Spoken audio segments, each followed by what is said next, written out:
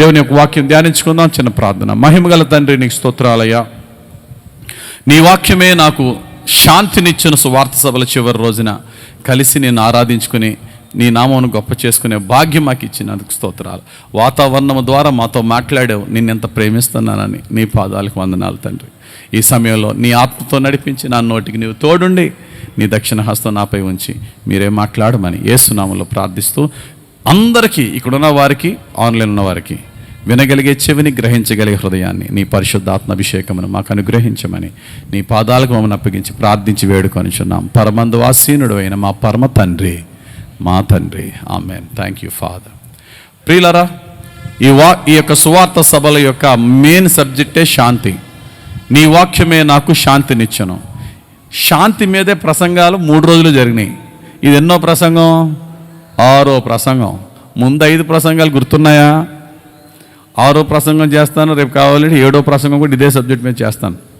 కానీ మనం ఎన్ని ప్రసంగాలు ధ్యానించేసామో కాదు, ప్రతి ప్రసంగం మనము గుర్తు పెట్టుకొని చక్కగా మన లైఫ్కి అప్లై చేసుకుంటున్నామా? ఈరోజు నేను చెప్పే ప్రసంగం తక్కువే. రీక్యాప్ ఒకసారి ఫాస్ట్గా చేద్దాం. మొదటి రోజు దేవుని మందిరంలో దేని గురించి ధ్యానించుకున్నా చెప్తారా? లోకమిచ్చే శాంతి, యేసు ప్రభు ఇచ్చే శాంతికి తేడా ఏంటి? లోకమిచ్చే శాంతి పరిస్థితులు బాగుంటే వచ్చేది. యేసు ప్రభు ఇచ్చే శాంతి పరిస్థితులకు అతీతంగా ఆయన మనతో ఉంటూ మన హృదయంలో ఇచ్చే శాంతి. Inner peace, outer peace. శ్రమలు వచ్చేటప్పుడు ఎగిరిపోయే శాంతి కాదు, శ్రమల్లో కూడా చెప్పండి నిలబెట్టే శాంతి. శ్రమల్లో కూడా నిలబెట్టే శాంతి. నీతి అనే వేరులతో నుంచి వచ్చిన శాంతి, రైచియస్నెస్తో ఉన్న శాంతి. లోకమిచ్చే శాంతి కాంప్రమైజ్ అయిపోయే శాంతి, ఏ ఎండకా గొడుగు పెట్టే శాంతి. లోకమిచ్చే శాంతి డబ్బులతో కొనుక్కునే శాంతి. యేసే ఇచ్చే శాంతి ఉచితంగా పొందుకునే శాంతి. ఆయన యందు విశ్వాసం ఉంచే వారందరికీ కృపను బట్టి మనం పొందుకునే శాంతి. అది మొదటి రోజు. అదే మొదటి రోజు సాయంకాలం దేని గురించి ధ్యానించుకున్నాం? అసలు వాక్యము ఎలాగా శాంతినిస్తుంది అనే సబ్జెక్ట్ మీద ధ్యానించుకున్నాం. అసలు ఉజ్జీవ సభలకి, రక్షణ సభలకి తేడా ఏంటో తెలుసుకున్నాం. రక్షణ లేని వారికి, యేసు ప్రభువు తెలియని వారికి రక్షణ సభ. ఉజ్జీవ సభ ఎవరికంటే, నేను క్రైస్తవునై ఉన్నాను అని బాప్తిసం తీసుకుని కూడా పాపాలు చేసి ఆత్మీయంగా చచ్చిపోయిన వాడిని తిరిగి బ్రతికించేదే ఉజ్జీవ సభ. దేవుని వాక్యమును ప్రేమించే వారికి, దేవుని వాక్యమును ఎరిగిన వారికి తేడా తెలుసుకున్నామా లేదా? నేను ఈ 3 రోజులు వచ్చాను పాస్టర్ గారు అన్నవాళ్ళు చేయొద్దండి. సరే చూస్తాను. 3 days వచ్చానండి అన్నవాళ్ళు చేయొద్దండి. చాలా సంతోషం. God bless you. రాని వారు కూడా వినండి. వచ్చిన వారు ఒకసారి రీకలెక్ట్ చేసుకోండి. మొదటి రోజు రాత్రి మనం ధ్యానించిన వాక్యాన్ని ప్రేమించే వారికి వాక్యం ఎక్కడుంటుందట? చెప్పండి, చేతులు ఎత్తిన వాళ్ళు. వాక్యము ప్రేమించే వారికి వాక్యం ఎక్కడుంటుంది? వాక్యము తెలుసుకునే వారి వాక్యం ఎక్కడుంటుంది? ప్రేమించే వారికి హృదయంలో ఉంటుంది. తెలుసుకుని చదువుకొని గుర్తుపెట్టుకునే వారికి బుర్రలో ఉంటుంది. బుర్రలో ఉన్న వాక్యము నీకు సమాధానం ఇస్తుందనుందా? హృదయంలో ఉన్న వాక్యం సమాధానం ఇస్తుందనుందా? హృదయంలో ఉన్న వాక్యం సమాధానం ఇస్తుంది. కాబట్టి ప్రియులారా, హార్ట్లో వాక్యం వెళ్ళాలంటే ప్రేమించాలి వాక్యాన్ని. ఆ వాక్యాన్ని ప్రేమించి ఆ వాక్య ప్రకారం మనం నడిచినట్లయితే దేవుడు అద్భుతమైన జీవితం ఇస్తాడు. ఈ ప్రసంగంలో ముఖ్యంగా నేను సంఘాన్ని బ్రతికులాడుకున్నది ఏంటంటే, నీ వాక్య జ్ఞానము నిన్ను రక్షించదు. That is most important point. నీకు ఆది కాండం నుండి ప్రకటన గ్రంథం వరకు బైబిల్ అంతా 100 సార్లు చదివినా, మీరు ఏ ప్రశ్నను అడగండి నేను చెప్పేస్తాను అన్నా, అంత బైబిల్ జ్ఞానం నీకున్నా నువ్వు ఖచ్చితంగా నరకానికి పోతావు. ఎప్పుడో తెలుసా? అందులో ఉన్న వాక్య ప్రకారంగా నువ్వు జీవించకపోతే, బుర్రలో ఉన్న వాక్యాన్ని హృదయంలో తెచ్చుకొని హృదయాంతరంగముతో నువ్వు దేవుని వాక్యానికి లోబడకపోతే నీకు శాంతి రాదు, రక్షణ ఉండదు. 3 రకాల వాక్యాల గురించి చెప్పాను. ఇంటలెక్చువల్ వర్డ్గా బుర్రలో పెట్టుకో, రేమా వర్డ్గా సత్యాన్ని హృదయంలో పెట్టుకో, ప్రాక్టికల్ వర్డ్గా నీ జీవితంలో పెట్టుకో. వాక్యానుసారంగా నడు. అప్పుడు శాంతి నీ దగ్గరికి ఎలా వస్తుంది? నదిలా ప్రవహిస్తుంది. దేవునికి స్తోత్రం కలుగును గాక. తర్వాత 2వ రోజు ఉదయం దేని గురించి చెప్పుకున్నాం? మనం శాంతి కావాలంటే 5 రకాలైనటువంటి వెల చెల్లించాలని ధ్యానించుకున్నాం. 1, సహించడం నేర్చుకో. 2, ఉపవాసముతో ప్రార్థనతో కనిపెట్టడం నేర్చుకో. 3, ఆలస్యమైన భరించడం నేర్చుకో. 4, ఆ వ్యక్తులను, నేను బాధపరిచిన వ్యక్తులను ప్రేమించి క్షమించడం నేర్చుకో. 5, కృపాసహితముగా వారిని దీవించడం నేర్చుకో. శాంతి నీ జీవితంలో సముద్రం వలె వస్తుంది. ఒకవేళ మిస్ అయితే కనుక యూట్యూబ్లో ఉంటాయి, వినండి.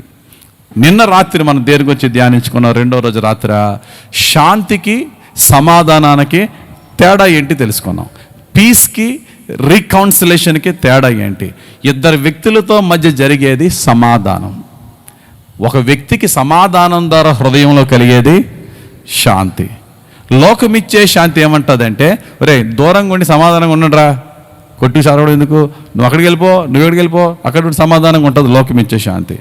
దూరంగా ఉన్న వాళ్ళని కలిపేసి మధ్యలో అడ్డుగోడను బద్దలు కొట్టి వారి హృదయాలను కలిపి సమాధానపరిచి శాంతినిచ్చేది యేసుక్రీస్తు యొక్క శాంతి. యేసుక్రీస్తు ఇచ్చే శాంతిని మనం బాగా జ్ఞాపకం చేసుకోవాలంటే సిలువను జ్ఞాపకం చేసుకోవాలన్నాను. సిలువ అడ్డకర్ర, నిలువకర్ర. నిలువకర్ర దేవునితో సమానం. దేవునితో సమానం అంటే పాపము చేసి దేవునికి దూరం అయిపోయిన శత్రువులమైన మనల్ని యేసు రక్తముతో దేవునితో సమాధానపరిచాడు. సమానం కాదు, దేవునితో సమాధానపరచుట నిలువకర్ర. అడ్డకర్ర గొడవలతో, మనస్పర్ధలతో విడిపోయిన సహోదరుల్ని మరలా కలిపేది అడ్డకర్ర. క్రాస్ని చూసినప్పుడు peace with the father, peace with our fellow brother. తండ్రితో సమాధానము, తోబుట్టులతో లేక రక్త సంబంధులతో లేక స్నేహితులతో లేక సంఘస్థులతో సమాధానం, అట్టి క్రాస్. ఇందులోనే చాలా ముఖ్యమైన పాయింట్ ఒకటి చెప్పాను. ఏంటా ముఖ్యమైన పాయింట్ అంటే, ఇద్దరి మధ్య ఎందుకు సమాధానం అవ్వట్లేదు? ఇద్దరి మధ్య ఎందుకు సమాధానం అవ్వట్లేదు? ఈ చెయ్యి లెగుతున్నట్టు పైకి ఈ చెయ్యి ఎందుకు లెగట్లేదు అంటే, ఈ చెయ్యి నాది ప్యారలైజ్ అయిపోయిందండి, ఈ చెయ్యి పడిపోయిందండి అంటే అర్థం ఏంటంటే, దీనికి సంబంధించిన రక్త నరాల హెడ్కి కనెక్షన్ ఎక్కడో డిస్కనెక్ట్ అయింది, ఏదో బ్లాక్ వచ్చింది. సంఘానికి శిరస్సు యేసు ప్రభు, మనము దేహము. ఆ ఇద్దరు గొడవ పడిన ఇద్దరు కూడా దేవునితో సరైన విధంగా కనెక్ట్ అవ్వకపోతే వాళ్ళిద్దరు కలవరు.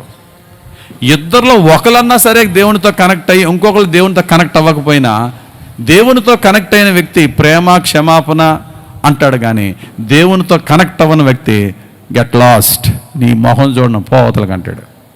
మనకి పౌరుషం ఉంటుంది, కానీ దేవునిలో మనం ఏం చేస్తాం? పౌరుషాన్ని తగ్గించుకుంటాం.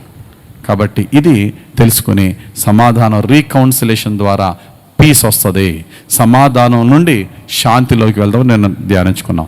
రైట్, ఈరోజు మనం దేని గురించి ధ్యానించుకున్నాం? సమాధానం వచ్చేసిన తర్వాత మనం ఎలా ఉండాలి? How to deal the peace. దేవుడు సమాధానం ఇచ్చాడు, మేలు చేసి దేవుడు సమాధానం ఇచ్చాడు. ఆ సమాధానం వచ్చిన తర్వాత మనం ఎలా ఉండాలి అని 5 పాయింట్లు తెలుసుకున్నాం. వచ్చిన సమాధానముతో దేవుని స్తుతించాలి. నా దేవుడు ఇన్ని కష్టాల నుంచి పైకి లేపాడు, నాకు ఈ సమాధానానికి కారణం యేసు ప్రభు అని ప్రజలకు సాక్ష్యం చెప్పాలి. మొదటి పాయింట్. రెండో పాయింట్, వచ్చిన సమాధానాన్ని బట్టి ఆ గొడవలు తీరిపోని, ఈ గొడవలు తీరిపోనియండి, నాకు ఇప్పుడు టైం దొరికింది కాబట్టి ఎంత సమాధానం వస్తుందో అంత ఎక్కువగా దేవుని సేవకి ఉపయోగపడాలి. మూడోది, నువ్వు సమాధానం పొందుకున్న తర్వాత నువ్వు సమాధాన పరిచర్య చేసే పీస్ మేకర్గా మారిపోవాలా. నీకొచ్చిన సమాధానం 10 మందికి సమాధానం కలిగేలాగా సమాధానపరచువారు ధన్యులు, వారు దేవుని కుమారులు అనబడదురు. 4వది, దేవుడు నీ హృదయంలో సమాధానం పెట్టిన తర్వాత సమాధానం ఒక గెస్ట్గా ఉండకూడదు, నీ హృదయంలో ఒక హోస్ట్గా ఉండాలా. అంటే అర్థం ఏంటి? ఎప్పుడు సమాధానంతో ఉండాలా. Let the peace be our lifestyle. చిన్న దుర్వార్త వస్తే వెంటనే దిగులుతో అలా కూర్చుని పోకూడదు. పరిస్థితులు ఏమైనా అతడు దుర్వార్తకు జడియాడు. పరిస్థితులు ఎలాగున్నా మన సమాధానాన్ని ఎవరు దోచుకోకూడదు. మన హృదయంలో మన మనసులో సమాధానం గెస్ట్గా వచ్చి వెళ్ళిపోకూడదు, సమాధానం హోస్ట్గా ఉండాలా.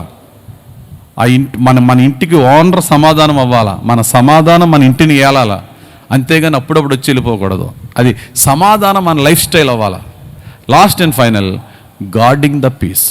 వచ్చిన సమాధానాన్ని సంరక్షించుకోకపోతే దేవుడు నలుదిక్కులా నీకు సమాధానం ఇచ్చాడు. దావీదుకి యోవాబు అందొచ్చాడు.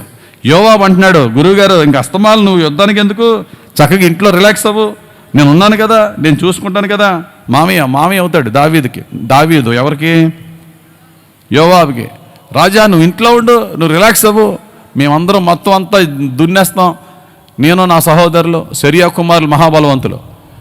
దావీదు రిలాక్స్ అయిపోయాడు, ఎందుకంటే అందరు వచ్చేసారు, మేనల్లుళ్ళు మొత్తం చూసుకుంటున్నారు. సమాధానంగా ఉన్నప్పుడు ఇల్లెక్కి ఖాళీగా ఉంది కదా చూశాడు. ఎవరిని చూశాడు? ఓ స్త్రీ స్నానం చేస్తుంటే చూశాడు. నిజంగా బలమైన సైన్యం దావీదు మీద యుద్ధానికి వస్తుంటే ఆ టైంలో బెత్షెబా స్నానం చేసినప్పుడు కనబడింది అనుకో, ఏం చేస్తాడు దావీదు? చూసినా పట్టించుకోడు. ఎందుకని? బలమైన సైన్యం ఇతని మీదకి వస్తుంది కాబట్టి. అటువంటి సైన్యం ఏమి రాకుండా దేవుడు సమాధానం ఇచ్చినందుకు వెళ్ళి ఆమెను పాడు చేశాడు. నీ జీవితంలో, నా జీవితంలో కష్టాలు తిరిగిపోయి చేతి నిండా డబ్బులు వస్తాయి, ఆ సమాధానాన్ని దేవుని సేవకు ఉపయోగించుకోవాలి తప్ప అపవిత్రంగా మన పాపపు జీవితంతో నాశనం అయిపోవడానికి ఉపయోగించుకోవద్దు. ప్రార్థనతో, వాక్యముతో, ఇలా పరిశుద్ధుల సహవాసముతో ఖాళీ సమయాన్ని దేవునికి ఎలవల్ల ఉపయోగపడుతూ సమాధానాన్ని కాపాడుకోవడం చాలా ముఖ్యం. ఇది ఈరోజు ఉదయం ధ్యానించుకున్నాం. ఈరోజు సాయంకాలం ధ్యానించుకునే వాక్యాన్ని జాగ్రత్తగా ధ్యానించుకుందాం. ప్రియులారా, దేవుడు ఆయన పరిశుద్ధాత్మనిచ్చి ఆయన శాంతిని, ఆయన సమాధానాన్ని మనకి ఇవ్వడానికి ఆయన సిద్ధంగా ఉన్నాడు. సమాధానం, దేవుడు మనకి ఇచ్చే సమాధానాల్లో ఒకటేంటంటే, హృదయమును పరిశుద్ధతతో నింపిన, మనస్సును పవిత్రతతో నింపిన, దేహంలో జబ్బున్నంత వరకు సమాధానం వస్తుందా? ఒక వ్యక్తికి సమాధానం ఉండాలంటే ఆత్మ బాగోవాలి, మనస్సు బాగోవాలి, దేహము బాగోవాలి. అంతేనా? పరిశుద్ధాత్మతో సమాధానం పొందాలి, మనస్సు పవిత్రంగా ఉండాలి, దేహం జబ్బులు లేకుండా ఉండాలి. ఈ మూడిట్లోనూ వర్కౌట్ చేస్తుంది సమాధానం. నీలో, నాలో ఆత్మీయంగా దేవుడికి ప్రార్థనాపూర్వకంగా పాపాలు వదిలేసామండి, చాలా పరిశుద్ధంగా మారిపోయామండి. Very good. దేవుని సన్నిధిలో ఆత్మతో నింపబడి ఆరాధన చేశానండి, వెరీ గుడ్. కానీ కడుపు నొప్పి తగ్గట్లేదండి బాబు. ఏంటి? పాపాన్ని విడిచిపెట్టి పరిశుద్ధంగా మారిపోయావు, ఆత్మతో ఆరాధన చేస్తున్నావు, ఈ కడుపు నొప్పి మాత్రం తగ్గట్లేదండి. శాంతి ఉంటుందా? ఉండదు. కడుపు నొప్పి కాదు, గోరు చుట్టూ అంటారు, అది వేసినా శాంతి సమాధానం ఎగిరిపోద్ది ఎంత ఉన్నా. అంటే అర్థం ఏంటి? దేవుడు మన శరీరానికి స్వస్థత కూడా శాంతి సమాధానంలో ఒక భాగమే. యాక్చువల్గా నేను ఈ రాత్రి ఏ వాక్యం చెప్పాలని నేను ధ్యానిస్తున్నప్పుడు వేరే వాక్యాలకు వెళ్తున్నా, మళ్ళీ నన్ను ఇక్కడికే రప్పించాడు. ఎక్కడికంటే ప్రీచ్ అబౌట్ హీలింగ్ అని ఎందుకో 3-4 టైమ్స్ నా హృదయంలో ఎక్కువ భారం పెట్టాడండి. నాకు చాలా విచిత్రంగా అనిపిస్తూ ఉంటుంది. నేను 7-8 ప్రసంగాలు తయారు చేసుకున్నాను శాంతి మీదే. ఇంకా ఈ వారం రోజులు రాత్రి పగలు నా పని వాక్యంతో, ఈ వాక్యం చెప్పిన ఆ వాక్యం చెప్పిన ఇలా చేస్తున్నప్పుడు ప్రీచ్ అబౌట్ హీలింగ్, స్వస్థత గురించి చెప్పు అని నడిపింపు వచ్చింది. మరి ఇక్కడ ఉన్న వారిలో ఎవరు ఏ అనారోగ్యంతో బాధపడితే ఇక్కడికి వచ్చారో నాకు తెలియదు. స్వస్థతల్లో కూడా 2 విషయాల గురించి చెప్పాలి. ఎందుకంటే స్వస్థత లేని వాడికి స్వస్థత వచ్చిన వాడు ఆ స్వస్థతని ఎలా డీల్ చేస్తున్నాడు, ఆ స్వస్థత పొందుకున్న తర్వాత ఆ వ్యక్తిలో ఏ విధమైన జీవితం ఉంది ఒక్కసారి మాట్లాడు అని నాకు ప్రేరేపణ కలిగింది.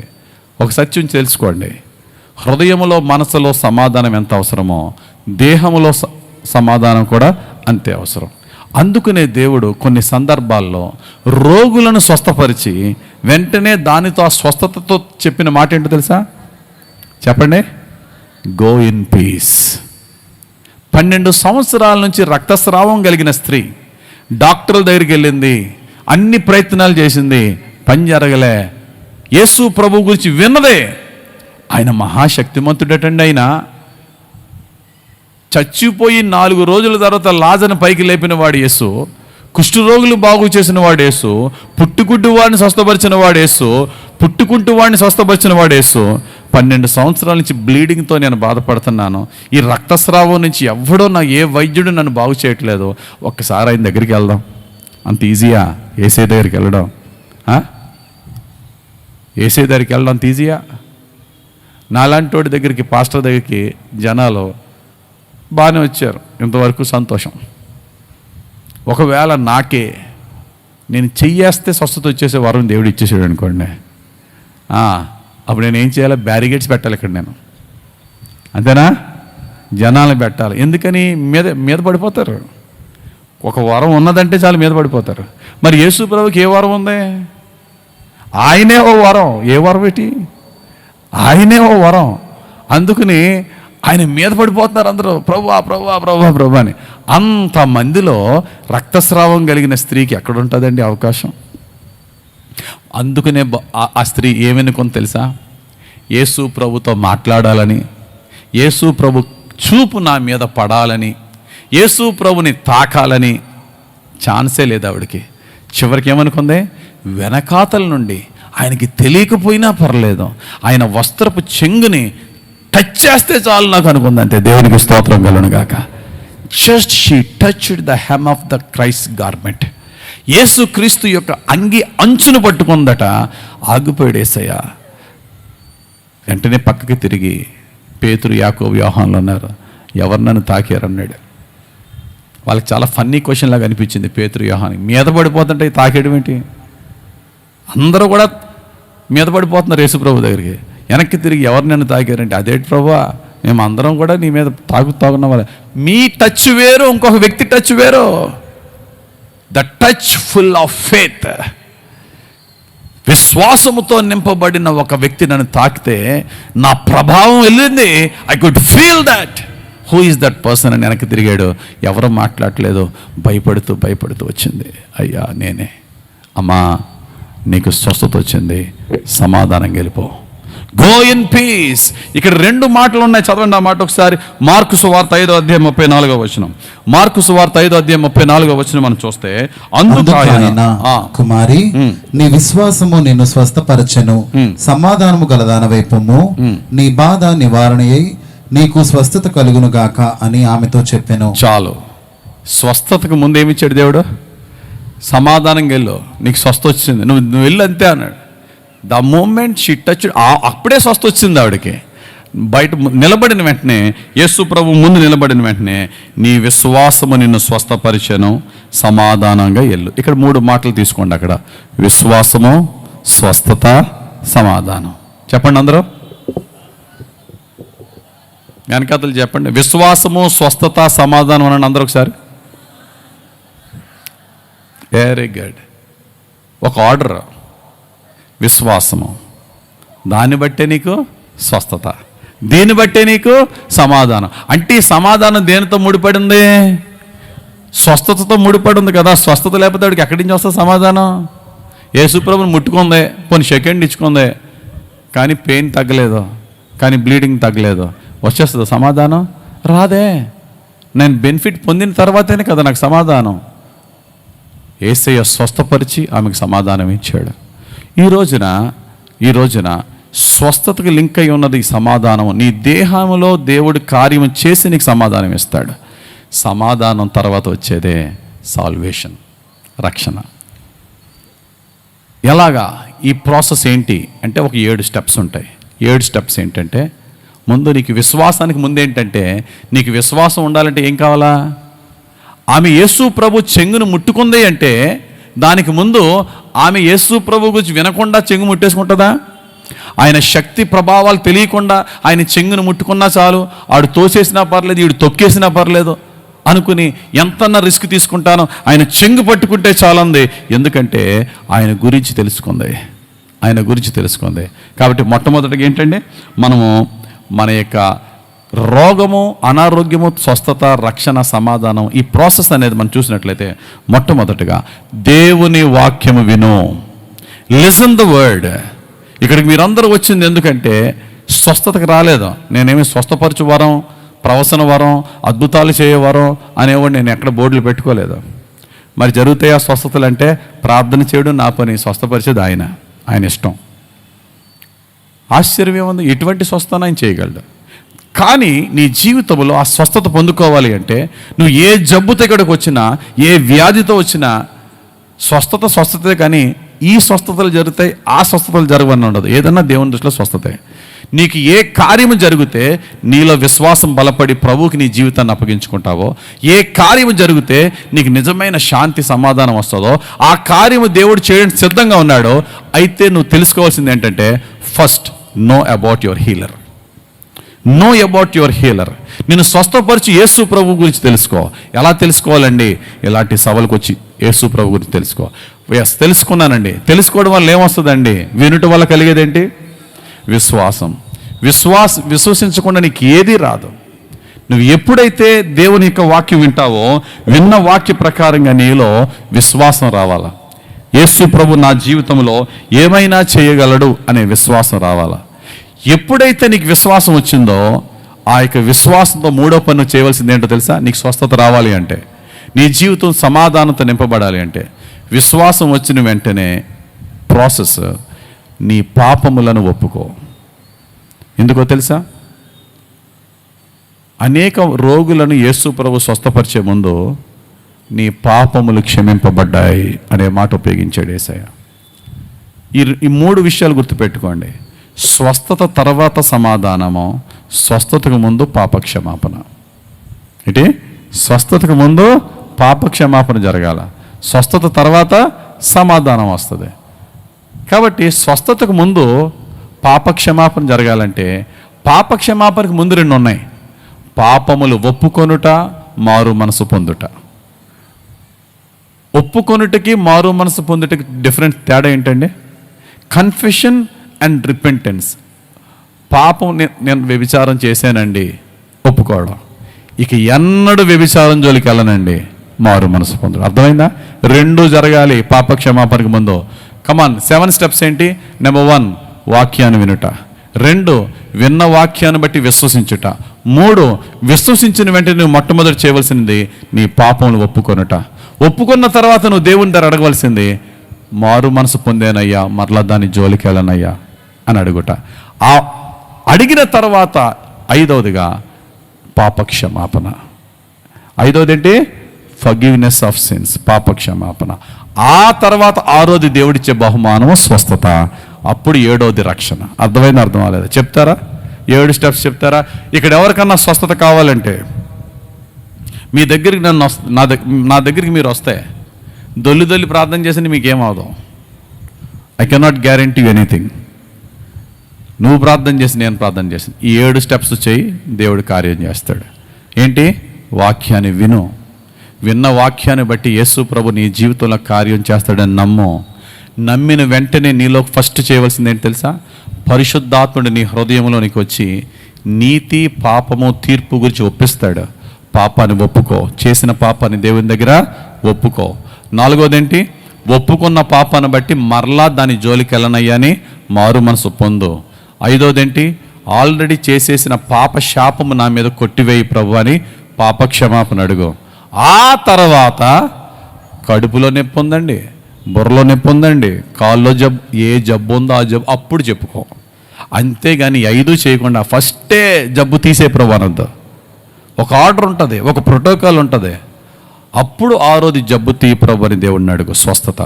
అప్పుడు 7 నీ జీవితంలో పుష్కలంగా దేవుడు శాంతి, సమాధానము, రక్షణానందంతో దేవుడు నింపుతాడు. ఈ 7 స్టెప్స్ని ఒకరి జీవితంలో దేవుడు ఎలా నెరవేర్చాడో చూడండి. ఈ 7 స్టెప్స్ని ఒకరి జీవితంలో ఎలా నెరవేర్చాడో చూడండి. ఆ వ్యక్తి పేరే సౌలు. పాత నిబంధన సౌలు కాదు, క్రొత్త నిబంధనలో సౌలు. ఈ సౌలు అనే వ్యక్తి క్రైస్తవులకు వ్యతిరేకుడు. ఈ సౌలు అనే వ్యక్తి యూదుల ధర్మశాస్త్రంలో చాలా గొప్ప పండితుడు. కానీ యేసుక్రీస్తుని అర్థం చేసుకోక క్రైస్తవులను తన సొంత జాతి అయినటువంటి యూదుల్లో ఎవరైతే యేసు ప్రభువును నమ్ముకున్నారో ఘోరాతి ఘోరంగా చంపించడమే అతని పని. హింసకుడు, దోషకుడు, హానికరుడు, సంఘాలని చెల్లాచెదరు చేసేసిన బహుదుర్మార్గంగా ప్రవర్తించిన వ్యక్తి సౌలు. అటువంటి సౌలు జీవితంలో దేవుడు అతనికి గొప్ప సమాధానము, గొప్ప శాంతి, గొప్ప రక్షణ ఎలాగిచ్చాడంటే ఈ 7 స్టెప్సే. 7 స్టెప్స్లో మొట్టమొదటి స్టెప్ ఏంటి? దేవుని గురించి తెలుసుకొనుట. ప్రధాన యాజకుని దగ్గర ఆర్డర్స్ తీసుకున్నాడు, స్పెషల్ ఆర్డర్స్. యెరూషలేములో అందరిని తరిమేశాం. అది అక్కడ దమస్కులో ఉన్నారట. అక్కడ దమస్కులో ఉన్న క్రైస్తవులు ఏం చేయాలా? లాక్కొచ్చేస్తా, మీరు ఆర్డర్స్ ఇవ్వండి అంటే ఆర్డర్స్ తీసుకున్నాడు. సెక్యూరిటీ గార్డ్స్ని తీసుకున్నాడు, వెళ్తున్నాడు. దమస్కు వెళ్ళే దారిలో ఏం జరిగింది?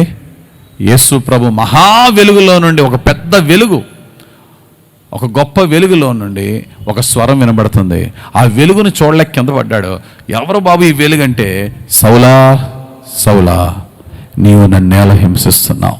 దేవుడు స్వర రూపంలో మాట్లాడుతున్నాడు. అప్పటి వరకు యేసు ప్రభు అంటే వ్యతిరేకి. నువ్వు ఎవరివయ్యా, హూ ఆర్ యూ అని అన్నప్పుడు, నీవు హింసిస్తున్న క్రీస్తుని అంటాడు. వెంటనే ఫస్ట్ టైం జీసస్ అంటే ప్రభు అని, రక్షకుడని, ఫస్ట్ టైం ఆయన దేవుడని తెలుసుకోవడే ప్రాసెస్లో ఉన్నాడు. నువ్వు హింసిస్తున్న క్రీస్తుని నేనే. క్రైస్తవులను హింసిస్తున్నావంటే నన్ను హింసిస్తున్నట్టే. నువ్వు హింసిస్తున్న క్రీస్తుని నేనే. వెంటనే అక్కడికక్కడే పశ్చాత్తాపడతాడు. ప్రభువా, నన్ను ఏం చేయమంటావు చెప్పు. నువ్వేం చేయమంటావో నేను చెప్తా. నువ్వు వెళ్ళు దమస్కుకి, అక్కడ నా సేవకుడు వస్తాడు, వెళ్ళు. ఫస్ట్ ఆకర్షించుకున్నది దేవుడు. ఆ తర్వాత ఆ వ్యక్తి దగ్గరికి సువార్తికుని పంపి సువార్తను పంపించాడు. ఈ మాట మనకు ఒకసారి అపోస్తుల కార్యాలు తెరవండి. ఒకసారి బైబిల్స్ మీరు తెరిచి పరిశుద్ధ గ్రంథంలో అపోస్తుల కార్యములు 9వ అధ్యాయము 4వ వచనం మనం చూసినట్లయితే, అపోస్తుల కార్యములు 9వ అధ్యాయము 4వ వచనం. అప్పుడు అతడు నేల మీద పడి ఆ వెలుగును చూడలేక నేల మీద పడి, సౌలా సౌలా నీవేళ నన్ను హింసించుచున్నావని తనతో ఒక స్వరము పలుకుట వినెను. ప్రభువా, నీవెవడవని అతడు అడుగగా, ఆయన, నేను నీవు హింసించుచున్న యేసును. లేచి పట్టణంలోనికి వెళ్ళుము, అక్కడ నీవు ఏమి చేయవలనో అది నీకు తెలుపబడునని చెప్పాను. నీకు తెలుపబడును. ఎవరు తెలుపుతారు? నా సేవకుడు. ఎవరా సేవకుడు చెప్పండి? ఎవరో? అననీయ. అంటే ఎవరైనా ఒక పాస్టర్ గారు. దేవుడు నిన్ను అనారోగ్యముతోనో, యాక్సిడెంట్తోనో, కలతోనో, ఏదో ఒక సందర్భంతో నిన్ను ఆకర్షించుకుంటాడు. ఆ తర్వాత పక్కన కూర్చొని నీతో మాట్లాడ్డా మాలాటోళ్ళని పంపిస్తాడు, సేవకుల్ని పంపిస్తాడు. అదిగో కొంతమూరులో సువార్త సభలు జరుగుతున్నాయి, ఎల్లు, అక్కడ నేర్చుకుంది కానీ కథ మీద. నువ్వు వచ్చి ఇక్కడ కూర్చుని వింటావు. దేవుడు నీతో మాట్లాడినప్పుడు ఆ మాటలకు నువ్వు లోబడు. అటు ఇటు చూడకుండా, నాకెవరో తెలియదు, యేసు ప్రభు గురించి ఏం తెలియదు, ఏదో క్రైస్తవులు అంటారు, కానీ వింటున్నాను చెప్పు అన్నట్టుగానే వింటున్నాడు. గమనించండి, దేవుని వాక్యం చెప్తుంది, వింటున్నప్పుడే నీ హృదయంలో కదిలింపు వస్తుంది. భక్తుడైనటువంటి పౌలు లుస్త్రా అనే పట్టణంలో వాక్యం బోధిస్తున్నాడట. బలహీన పాదములు కలిగిన వాడు, నడవలేనివాడు, కుంటివాడు అక్కడ కూర్చుని వాక్యం వింటున్నాడట. అందరినీ చూస్తూ ప్రకటిస్తున్న పౌలు వాక్యం అలా కళ్ళు పడ్డా అతని మీద. కాళ్ళేమో కుంటి, నడవలేడు. కానీ అతడు క్రైస్తవుడు కాకపోయినా ఆసక్తిగా వాక్యం అలా వింటున్నాడు. అతడు వింటున్న పోస్చర్, వింటున్న విధానం చూసి పౌలు గారికి ఒకటి అండర్స్టాండింగ్ వచ్చింది. ఏంటి తెలుసా? అతడు వినడమే కాదు, విశ్వాసం చూపుతున్నాడని చెప్పి, అతడు స్వస్థత పొందుకోవడానికి కావాల్సిన విశ్వాసం అతనికి ఉన్నదని తెలిసి లేచినాడు అన్నాడు. అప్పటి వరకు నడవలేని వ్యక్తి దిగ్గున లేచాడు. నడవడం కాదు, పరిగెట్టడం స్టార్ట్ చేశాడు. అపోస్తుల కార్యాలు 14వ అధ్యాయం 8, 9, 10 వచనాలు ఉంటాయి. చుట్టూరు ఉన్న వాళ్ళు విభ్రాంతి పోయి ఏమన్నా తెలుసా? రే, దేవదూతలు మనుషుల రూపంలో వచ్చేసారురా, ఈడు కుంటోడు, ఈడు మనకు తెలుసు కదరా, ఈడు అసలు ఆడు నడవలేడురా, ఆడు జింకలా పరిగెడుతున్నాడు రా, ఇతడు ఏం చేశాడు? జస్ట్ ఎ వర్డ్, లేచినాడు అన్నాడు అంతే. దేవదూతలు మనుషుల రూపంలో వచ్చేసారా అని చెప్పి పౌలు గారికి దండలో, పోదండలో, కొబ్బరికాయలు పూజలు చేసేస్తున్నారు అక్కడ. ఓరు బాబు, నన్ను జస్ట్ మీలాంటి ఉంటారు బాబు, నన్ను వదిలేండ్రా బాబు అన్నాడు ఆయన. అంటే ఇక్కడ లుస్త్రాలో బలహీనమైన పాదములు కలిగిన వాడికి స్వస్థత గల కారణం ఏంటి తెలుసా? వాక్యాన్ని శ్రద్ధగా విన్నాడు. నా ప్రియ సహోదరి సహోదరుడా, for your healing, listening to the word of God is the first step. నీ స్వస్థత నీ జీవితంలో జరగాలి అంటే, దీర్ఘకాల వ్యాధి నుండి నువ్వు విడుదల పొందాలి అంటే, విశ్వాసంతో వాక్యాన్ని విన. ఈ వాక్యము యేసు ప్రభు పట్ల నీలో విశ్వాసాన్ని కలుగు చేయాలి. విశ్వాసం ఎప్పుడైతే కలుగుతుందో దేవుడు చెప్తున్నాడు నెక్స్ట్ స్టెప్. రెండోది, ఫస్ట్ వాక్యం విన్నాడు. ఆ విన్న వాక్యాన్ని జాగ్రత్తగా వాక్యం విన్నాడు. ఆ తర్వాత 5వ వచనంలో ఏమంటాడు తెలుసా? 5వ వచనం చదవండి ఒకసారి. అపోస్తుల కార్యాలు 9వ అధ్యాయం 5వ వచనం. ప్రభువా, నీవెవడవని అతడు అడుగగా, ఆయన, నేను నీవు హింసించుచున్న యేసును. ఫస్ట్ టైం దేవుడు తన్ను తాను యేసు అని ఇంట్రడ్యూస్ చేసుకున్నాడు. ఇప్పుడు యేసు గురించి చెప్పిన వాళ్ళు చాలామందిని చంపేశాడు, కానీ యేసే నేను యేసునని చెప్పుకున్నప్పుడు విశ్వాసం స్టార్ట్ అయింది, విత్తనం. ఆ విశ్వాసానికి ఇంకొంచెం నీరు పోయాలా. ఆ నీరు పోయడానికి ఎవరిని పంపించాడు? పాస్టర్ గారిని పంపించాడు. పాస్టర్ గారికి దేవుడు చెప్తున్నాడు ప్రార్థనలో, వెళ్ళు తిన్ననది అనే ఒక వీధి ఉంది. తిన్ననది అనే వీధిలో యోధా అని ఒక ఇంటిలో సౌలు అను తార్సువాడు ప్రార్థన చేసుకుంటున్నాడయ్యా. వెళ్ళి అతన్ని స్వస్థపరిచి, ప్రభువా అతన ఎంతమంది క్రైస్తవుల్ని చంపించాడో తెలుసా, ఎంత దుర్మార్గుడో తెలుసా, అన్నీ తెలిసిలేను, వెళ్ళు అన్నాడు. వెళ్ళాడు. వెళ్ళేటప్పటికి అతనితో అన్నమాట చదవన్నమాట 22వ అధ్యాయం తీయండి. అపోస్తుల కార్యం 22వ అధ్యాయం 14వ వచనం. విశ్వాసం ఎలా ప్రారంభమవుతుంది చదువు. అపోస్తుల కార్యం 22వ అధ్యాయం 14వ వచనం. అప్పుడు అతడు, మన పితరుల దేవుడు తన చిత్తమును తెలుసుకొనుటకును ఆ నీతిమంతుని చూచుటకును ఆయన నోటి మాట వినుటకును నిన్ను నియమించి ఉన్నాడు. అది సౌలా, ఎంతవరకు కర్రా కత్తి తీసి క్రైస్తవులను తరిమో చూసావా? అదే దేవుడు నిన్ను ఆకర్షించుకున్నాడయ్యా. ఆయన సేవకునిగా చేసుకోవడానికి నిన్ను ఆకర్షించుకున్నాడయ్యా సౌలా. ఇంతకుముందు మీకు ఒకసారి చెప్పాను, రాజమండ్రి సెంట్రల్ జైల్లో ఒక క్రిస్మస్కి, డిసెంబర్ 25వ తారీఖు క్రిస్మస్కి వాక్యం ప్రకటించమని అక్కడ చక్కటి దైవ సేవకులు ఆయన ఉన్నారు, థామస్ ఆచార్య గారు. ఆయన మాకు ఫ్యామిలీ ఫ్రెండ్. ఆయన పిలిచారు నన్ను సువార్తకని. వెళ్ళినప్పుడు చాలామంది ఖైదీలకి వాక్యం చెప్పే అవకాశం దేవుడు ఇచ్చాడు.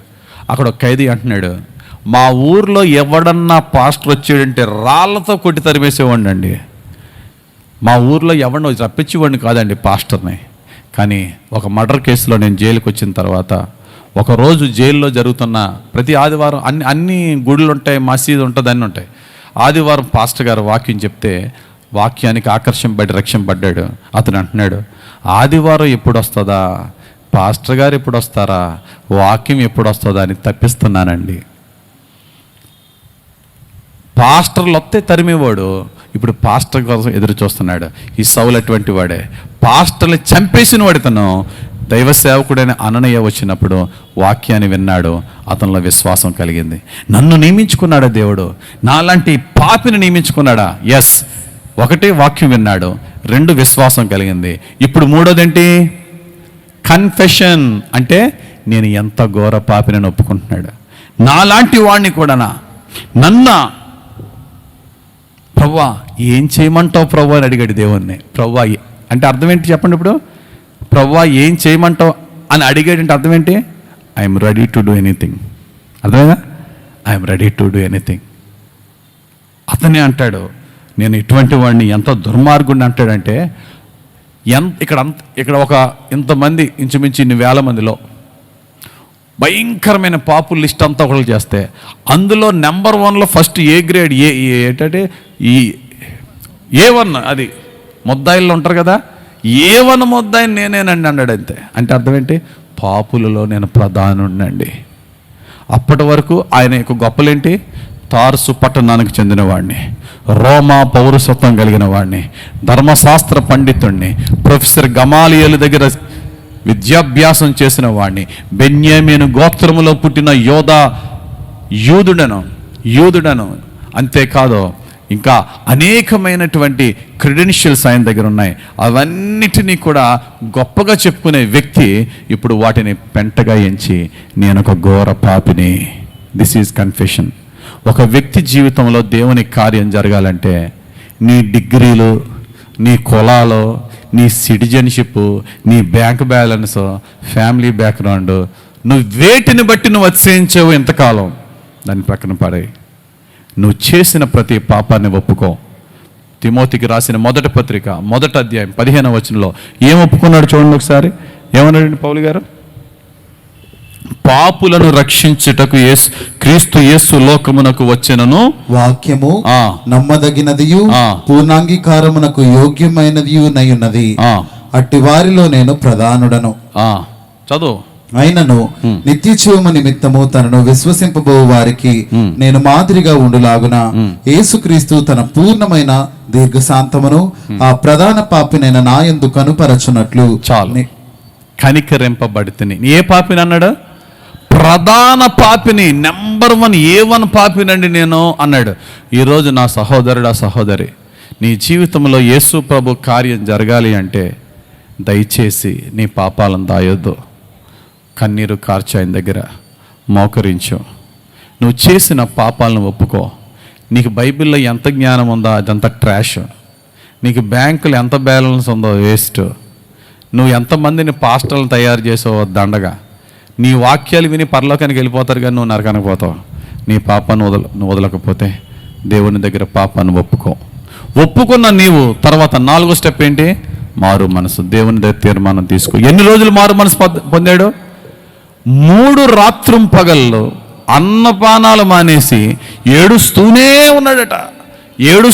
ఉన్నాడట. కన్నీటితో అతడు చేసిన, మరి ముఖ్యంగా స్టెఫను లాంటి పరిశుద్ధుని రాళ్ళతో కొట్టించి చంపించిన పాపం, అటువంటి వారిని ఎంతోమందిని అందుకని ఆయన ఒప్పుకున్నాడు కదా, హింసకుడను దోషకుడను హానికరుణ్ణి తెలియక చేసి తిని కనికరింపబడి తిని ప్రభువా నన్ను క్షమించని ఒప్పుకున్నాడు. మరలా ఆ పాపం చేయనని మారు మనసు పొందాడు. 3 రోజులు ఏడ్చాడు. చూడండి అపోస్తలుల 9:9, అతడు 3 దినములు చూపు లేక అన్నపానములు ఏమీ పుచ్చుకొనకుండెను. కళ్ళు పోయినాయి. ఆ వెలుగును చూసి కళ్ళు పోయినాయి. ఇక్కడ ప్రశ్న ఏంటి తెలుసా? దేవుడు ఎందుకు కళ్ళు పోగొట్టేశాడు? ఇక్కడ స్వస్థతకి లింక్ పెట్టాడు. చూడండి, భక్తుడైన పౌలు జీవితంలో ఆయన రక్షణకి విజిబుల్గా ఆయనకి తెలియాలా, ఆ పెయిన్ ఆయనకి తెలియాలని చెప్పి కళ్ళు పోగొట్టేశాడు దేవుడు. కళ్ళు కనబట్లే. స్వస్థత ఎప్పుడు వచ్చిందో చూడండి.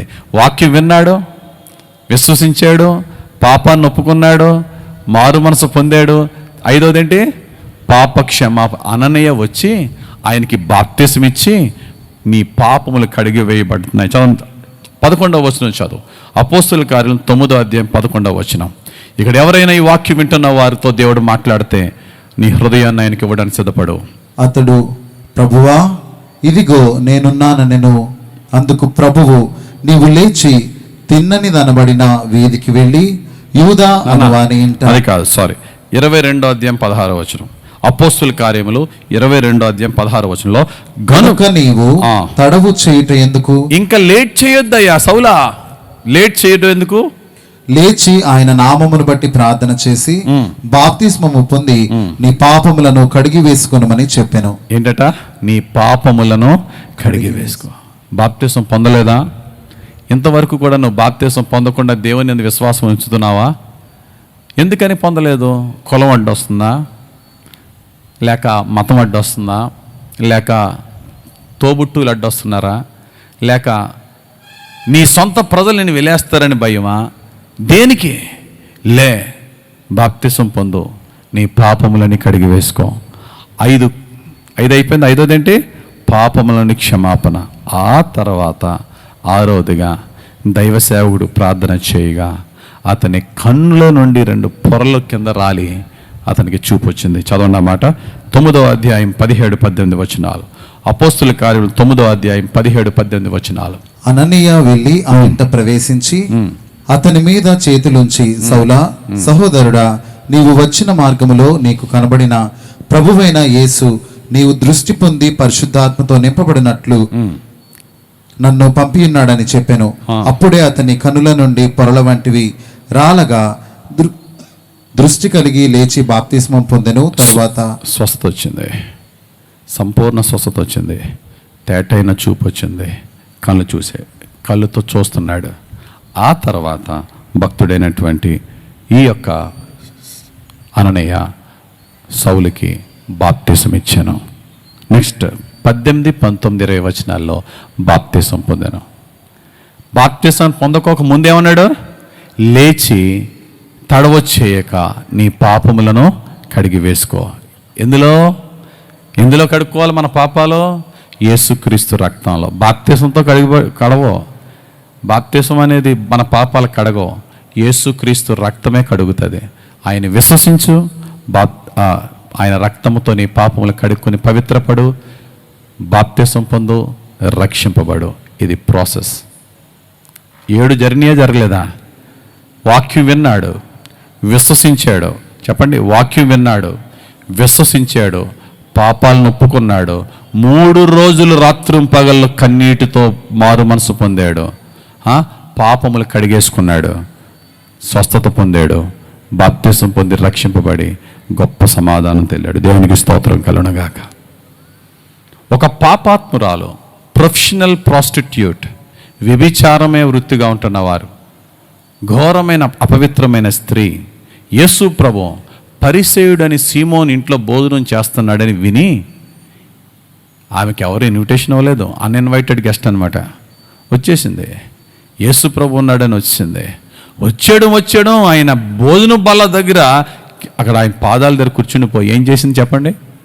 కన్నీటితో ఆయన పాదాలు కడిగింది. కన్నీటితో ఆయన పాదాలు కడిగింది. ఆ ఇంటి యజమానుడైనటువంటి ఆ సీమోన్ అనుకుంటున్నాడు, మనసులో అనుకుంటున్నాడు, ఈమె యేసు ప్రభు మన ఊరు వచ్చాడు, మన ఊరిలో ఈమె వ్యభిచార స్త్రీ అని ఈయనకి తెలియదేమో, ఆమె కన్నీళ్ళతో ఆయన పాదాలు ముద్దు పెట్టుకుంటుంటే ఒక్క తన్ను తన్నాలా, గెట్ అవుట్ అనాలా? అంత పనికి మాలింది ఎలా చేస్తుండంటే ఎందుకు ఆయన అలా అంటున్నాడు అని మనసులో అనుకుంటున్నాడు, కానీ పైకి చెప్పే ధైర్యం లేదు. వెంటనే సీమోను హృదయం ఎరిగిన యేసయ్య, సీమోను నీ ఇంటికి వచ్చానయ్యా, కాలు కడుక్కోవడానికి చెంబుడు నీళ్ళు ఇచ్చావా? అయ్యి బాబే ప్రభువా, కంగారులో మర్చిపోయాను ప్రభువా. బాధపడద్దు, ఆమె కడిగేసిందిలే. ఎవరో నువ్వు చెంబు నీళ్ళు ఇవ్వలేదు, ఆమె కన్నీటితో కడిగేసింది. మన యూదుల సాంప్రదాయ ప్రకారంగా నీ ఇంటికి వచ్చినప్పుడు కౌగులించుకుని ముద్దు పెట్టుకోవడం అనేది సాంప్రదాయం. ఈవెన్ ఇస్కరియోతు యోధా చూడండి, ప్రభుని ముద్దు పెట్టుకోవడం అనేది ఒక సాంప్రదాయం. నీ ఇంటికి వచ్చాను, కౌగులించుకుని ముద్దు పెట్టుకుని లోపల తీసుకొచ్చావా? అయ్యి బాబాయ్ ప్రభు, అది కూడా మర్చిపోయాను ప్రభు. కంగారు పడద్దులే, ఆమె నువ్వు నన్ను కౌగులించుకుని మెడ మీద ముద్దు పెట్టుకుంటావు, ఆమె పాదాలు ముద్దు పెట్టుకుంటుంది. ఒక్కొక్క మాట గుణపలు దిగిపోతుంది. ఎందుకంటే మనసులో అనుకున్నాడు, ఏంటి అటువంటి దాన్ని ఎంటర్టైన్ చేస్తున్నాడు ఈయనని. ఆమె విస్తారంగా ప్రేమించింది కనుక నన్ను, ఆమె విస్తారమైన పాపములు క్షమింపబడ్డాయి. అమ్మా సమాధానం తెలుగు, గో ఇన్ పీస్. దేనితో లింకి పెట్టాడు ఇక్కడ? ఆమెకు ప్రభు ఇచ్చింది పాప క్షమాపణ, రక్షణ.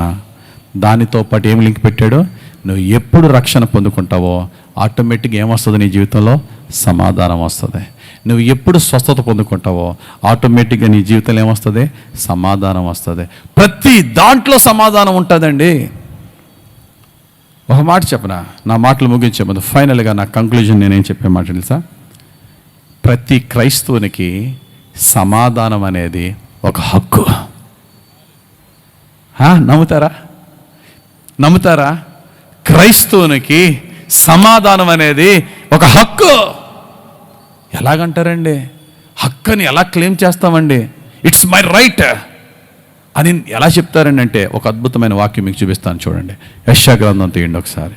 యెషయా గ్రంథము 54వ అధ్యాయం 10వ వచనం. మీరు ఆల్రెడీ చాలాసార్లు విని ఉంటారు ఈ వాక్యాన్ని. యెషయా గ్రంథము 54వ అధ్యాయం 10వ వచనం. పర్వతములు తొలగిపోయినను, అది విన్నారు ఎప్పుడైనా? పర్వతములు తొలగిపోయినను, మెట్టలు తత్తరిల్లినను, నా కృప నిన్ను విడిచిపోదు, సమాధాన విషయమైన నా నిబంధన తొలగిపోదు అని మీరు చాలాసార్లు చదివేసి ఉంటారు. దాని పవర్ ఏంటి ఈరోజు తెలుసుకోండి. మెట్టలు తత్తరిల్లిన, పర్వతాలు తొలగిపోయిన అంటే అర్థం ఏంటి? పర్వతం తొందర తొలగిపోద్దా అండి? పోనీ గొట్టలో మెట్టలో తత్తరిల్లిన అనుకోవచ్చు. పర్వతాలు ఎక్కడన్నా వెళ్ళిపోతాయా? ఎవడో పర్వతాన్ని తీయలేడు. అటువంటి పర్వతం అన్నా షేక్ అయిపోద్దేమో కానీ నీతో నేను చేసిన సమాధాన నిబంధన తొలగిపోదు. ఇంకా బాగా చప్పట్లు కొడితే కానీ అప్పుడే కాదు, నాట్ నౌ. నీతో నేను నీకు ఇచ్చిన సమాధానము తొలగిపోదు అంటే పవర్ లేదు. నేను నీకు వాగ్దానము చేసిన సమాధానం తొలగిపోదు అంటేనూ పవర్ లేదు. నీతో నేను చేసిన సమాధాన నిబంధన తొలగిపోదు అని అక్కడ మనం తీసుకోవాల్సింది ఏంటి తెలుసా? Peace is not a promise, peace is not a word, but peace is a covenant. అర్థమైందా? సమాధానం అనేది ఒక మాట కాదమ్మా, సమాధానం అనేది ఒక వాగ్దానం కాదమ్మా, సమాధానం అనేది ఒక నిబంధనే చేసేసాడు దేవుడు. First we should know the difference between the promise and the covenant. అది ఇంకా మీకు అర్థం అవ్వాలంటే వాగ్దానానికి నిబంధనకి తేడా ఏంటండి అంటే, వాగ్దానము నోటి మాట, నిబంధన బాండ్ పేపర్ మీద సంతకం. అర్థమైందా? బాండ్ పేపర్లు తెచ్చి సంతకం పెట్టండి సార్ మీరు చెప్పింది అంతా అన్నాం అనుకోండి, 100% కాన్ఫిడెంట్ అయితేనే సంతకం పెడతాం. నిబంధన అనేది ఇట్స్ ఏ కవనెంట్. కవనెంట్ అంటే more than a contract. More than a contract. నా నిబంధన తొలగిపోదు. వాగ్దానం కాదు, ఇది నిబంధన. అబ్రహాముతో నిబంధన తొలగిపోయిందా? డేవిడిక్ కవనెంట్ తొలగిపోయిందా? This is the covenant of peace. Hallelujah. అర్థమైందా? ఇప్పుడు ఎవరికి చెప్తున్నాడు ఇది? అబ్రహాము సంతానమైన ఇశ్రాయేలుతో దేవుడు చెప్తున్నాడు, నా బిడ్డలారా నేను నీకు సమాధానం ఇస్తున్నాను. అది ఏ సమాధానం అంటే, పర్వతాలన్న షేక్ అవుతాయేమో కానీ స్థిరమైన పర్వతాలు, మౌంట్ ఎవరెస్ట్ అన్న షేక్ అయిపోతే అవుద్దేమో కానీ, సేనాయి పర్వతమైన ఒకవేళ కదులుతే కదలొచ్చేమో కానీ నేను చేసిన నీకు ఇస్తానన్న నిబంధన మాత్రం తొలగిపోదు. ఇది శాశ్వతమో, నువ్వు తీసుకో. అయితే ఆ నిబంధన క్రైస్తవునికి ఎలా లింక్ పెట్టారని అంటే, ప్రభు మనకిచ్చిన వాగ్దానం. ఎవ్రీ క్రిస్టియన్ ఏ దేశస్తుడైనా, ఇస్రాయేలా, పాకిస్తాన్, ఇండియా, ప్రతి క్రైస్తవుడు we are the heirs of Abrahamic covenant అనే మాట గుర్తుపెట్టుకోండి. అబ్రహాము నిబంధనకు ప్రతి క్రైస్తవుడు హక్కుదారుడే. గలతీయులకు రాసిన పత్రిక 3వ అధ్యాయము 29వ వచనం చదవండి. గలతీయులకు రాసిన పత్రిక 3వ అధ్యాయము 29వ వచనం. మీరు క్రీస్తు సంబంధులైతే, ఇక్కడ ఎంతమంది క్రీస్తు సంబంధులు చేయొద్దండి ఒకసారి. విన్నారా వినలేదా? రాసుకుంటున్నారా? మీరు క్రీస్తు సంబంధులు చేయొద్దు, మీ కుడి చేయొద్దండి. నేను క్రీస్తు సంబంధునండి. ఎత్తలేదు, నందిగామ నుంచి వచ్చారు. మీరు క్రీస్తు సంబంధులైతే చేయొద్దండి. అయితే చెయ్యెత్తున ప్రతి ఒక్కరికి సంబంధం అంట. ఏంటట? మీరు క్రీస్తు సంబంధులైతే ఆ పక్షమందు అబ్రహాము యొక్క సంతానమై ఉండి వాగ్దాన ప్రకారము వారసులై ఉన్నారు. ఎవరు వారసులు? అబ్రహాము బ్లడ్ రిలేటివ్స్ ఎంత వారసులో ఆయన వాగ్దాన నిబంధనకి క్రీస్తు సంబంధులుగా మనం అంత వారసులు. దేవునికి స్తోత్రం కలుగును గాక. అబ్రహాము సంతానానికి దేవుడిచ్చిన సమాధాన నిబంధన మనకి కూడా వారసత్వంగా వచ్చింది. ఇప్పుడు డౌట్ ఉందా? సమాధానం అనేది క్రైస్తవులకి ఏంటి చెప్పండి గట్టిగా? హక్కు. It's my right, it's my covenant my God he had made for me. నా కొరకు చేసిన కవనెంట్ ఇది. ప్రామిస్ అంటే సిచ్యువేషనల్గా మాట్లాడేది. కవనెంట్ అంటే జనరేషన్స్తో మాట్లాడేది. దేవునికి స్తోత్రం కలుగును గాక. కవనెంట్ అంటే నీ తరతరాలకు వెళ్ళిపోద్దా. అబ్రహాం చేసిన కవనెంట్, అబ్రహాం చచ్చిపోయిందా? రాగిపోయిందా? అవ్వదో. డేవిడిక్ కవనెంట్ అక్కడ ఆగిపోయిందా? అవ్వదో. అలాగే ప్రభు ఆయన పిల్లలతో చేసిన కవనెంట్, నాకు నీకు మన పిల్లలకి సమాధానం హక్కు. ఎంత ధైర్యం ఉందండి. దేవుడు ఇచ్చాడు. ఈరోజు దేవుడు నీతో నాతో చెప్తున్నాడు, నా కుమారుడా సమాధానం నీ హక్కయ్యా. తర్వాత పాయింట్, మరొక పాయింట్ ఏంటి తెలుసా సమాధానం గురించి? మొట్టమొదటి సంఘముగా ప్రారంభమైన తర్వాత మొట్టమొదటి పాస్టర్ గారు ఎవరు చెప్పండి? సంఘం ప్రారంభమైన తర్వాత మొట్టమొదటి పాస్టర్ అంటే చర్చ్ కాదు, విశ్వాసుల కలయిక అనే ఇశ్రాయేలుల మొట్టమొదటి సంఘానికి మొట్టమొదటి ప్రధాన యాజకుడు ఎవరు? అహరోను. మోషే అన్నైన అహరోను. ఆ అహరోనుకి ప్రజలను చేతులెత్తి దీవించడం ఎలాగో నేర్పించాడు దేవుడు. నువ్వు చేతులు ప్రజల వైపు చూపించి, నీ అరిచేతులు ప్రజల వైపు చూపించి నువ్వు దీవించాలని. దేవుడు నేను దీవించుగాక, అది కాదు దీవెన. ఆయన ముఖకాంతి నీ మీద ప్రకాశింపజేయనుగాక.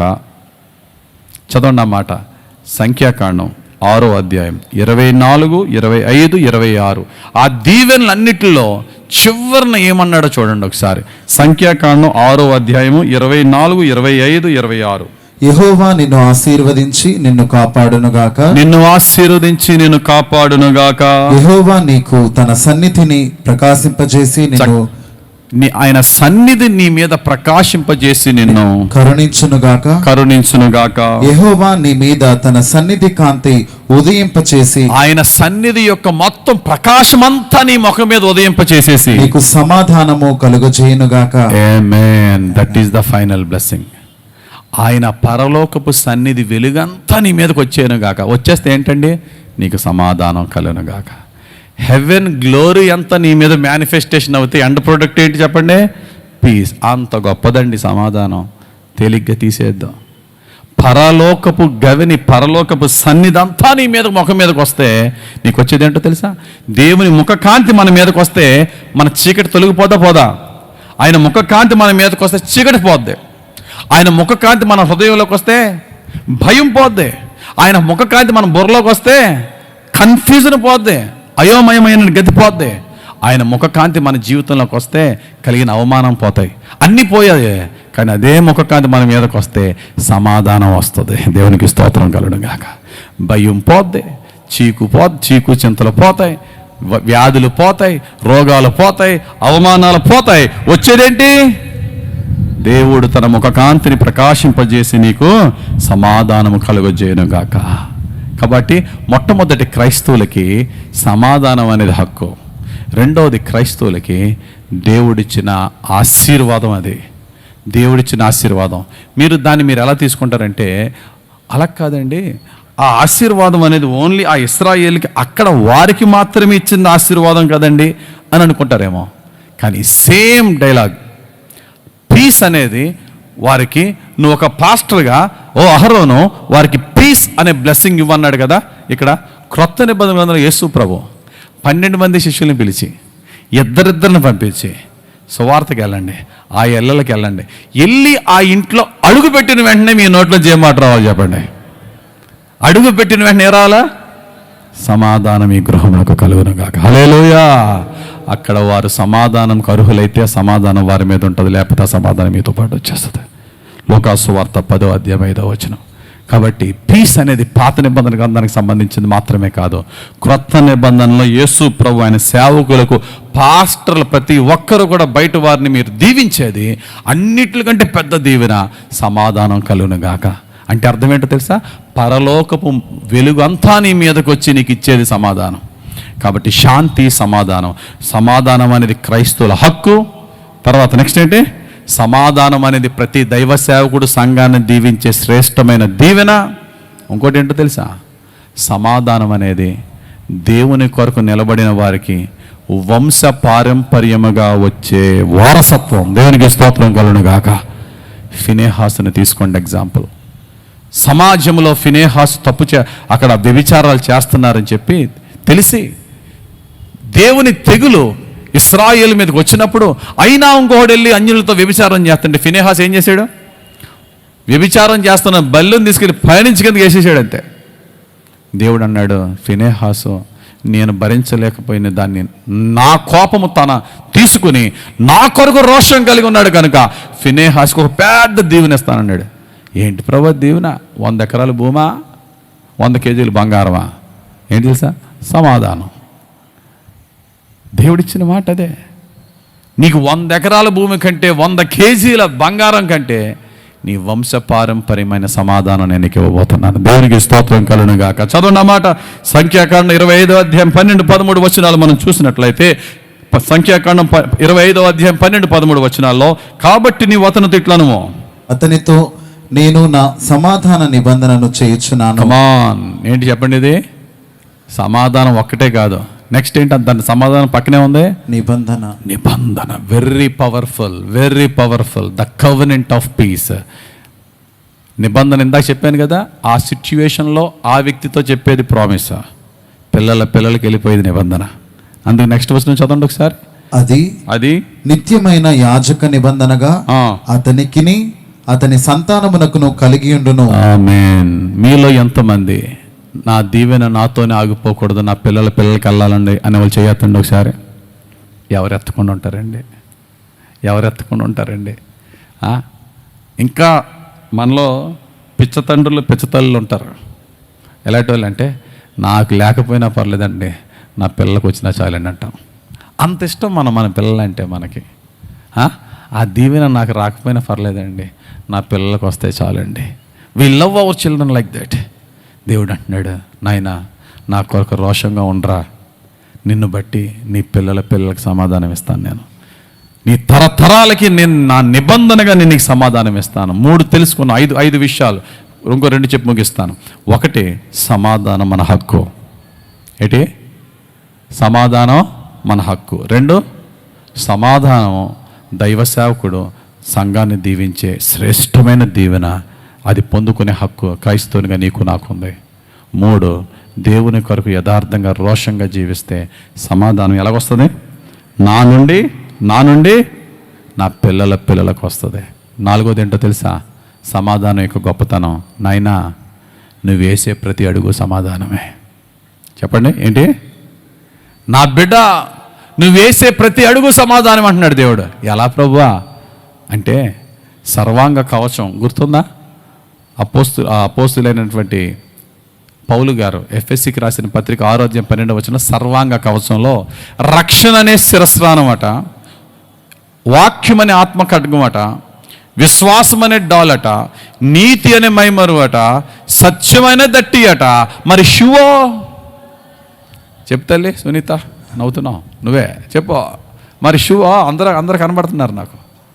చెప్పు, షూ ఏంటి? విశ్వాసం అనే జోడు. కరెక్టా?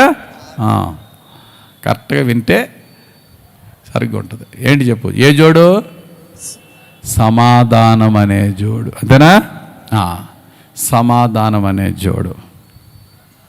నేను ఇక్కడికి గబగబగా టైం అయిపోతుందని వస్తున్నప్పుడు బెల్ట్ మర్చిపోతాను నా ప్యాంట్స్కి. ఒకవేళ మర్చిపోయినా పర్లేదు. చెప్పులు మర్చిపోతామండి, షూ మర్చిపోతామా? మర్చిపోం. పైన ఉన్న ఈ బ్లేజర్ టై పడేసి షర్ట్ వేసుకుని వచ్చేయచ్చు. ఏదన్నా మర్చిపోతాం, కానీ కింద వేసుకునే మర్చిపోతామా? మనం ఎక్కడికి వెళ్ళినా అది లేకపోతే మనం వెళ్ళాం. అంటే అర్థం ఏంటో తెలుసా? దేవుని బిడ్డ అడుగు పెట్టే ప్రతి చోటు సమాధానమే. అడుగు పెట్టే ప్రతి చోటు సమాధానమే. Because you are the covenant child. నిబంధన కూతురు నువ్వు, నిబంధన పుత్రిక, నిబంధన పుత్రుడు నువ్వు. నీ మీద సమాధాన నిబంధన ఉంది. You are peace, and the place where you step in will be filled with the peace of Christ. ఏ చోటు, ఏ ఇంట్లో అడుగు పెడితే ఆ ఇంట్లో సమాధానం. కాబట్టి నీ మాట ఎలా ఉండాలి? అప్పుడు చెప్పండి, నీ మాట ఎలా ఉండాలా? ఆ ఇంట్లోకి వెళ్ళిన తర్వాత వృధా మాటలు మానేసి, గాసిప్ మానేసి గాస్పలే ఉండాలా. అంతేనా? మన సమాధానం జోడేసుకున్నాం, మన నోట్లోంచి గాసిప్ మానేసి ఏం రావాలమ్మా? గాస్పల్ రావాలా. పొలలేడు మానేసి డివిజన్లు తీసేసి ఏమన్నా నేను ధ్యానించుకున్నా కదా, రీకౌన్సిలేషన్, కలిపేయడం స్టార్ట్ చేయాలి. గాసిప్ పోయేమో గాస్పల్ రావాలా, డివిజన్స్ పోయేమో ఏమి రావాలా? రీకౌన్సిలేషన్ రావాలా.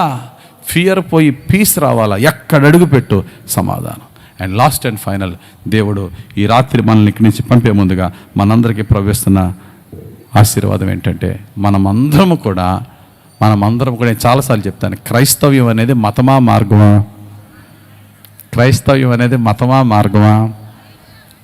క్రైస్తవ్యం అనేది మార్గము అని ఎక్కడన్నా ఉందా బైబిల్లో? క్రైస్తవ్యం అనేది మతం అని ఎక్కడన్నా ఉందా? కానీ ఏమనుంది? రాజ్యము. చెప్పండి గట్టిగా అందరూ. Christianity is the Kingdom. క్రీస్తు రాజ్య వారసులు మన. క్రీస్తు రాజ్యం, ఇట్స్ ఎ కింగ్డమ్. మన రాజు రాబోతున్నాడు, రాజులకు రాజు రాబోతున్నాడు. ఆ రాజు కొరకు ఎదురు చూస్తున్నాం. మనమందరం రాజు రాయబారిలో. We are the ambassadors of King of Kings and Lord of Lords. అందుకునే పరలోక రాజ్యము అన్నాడు ఆయన. ఆ పరలోక రాజ్యం వస్తుంది.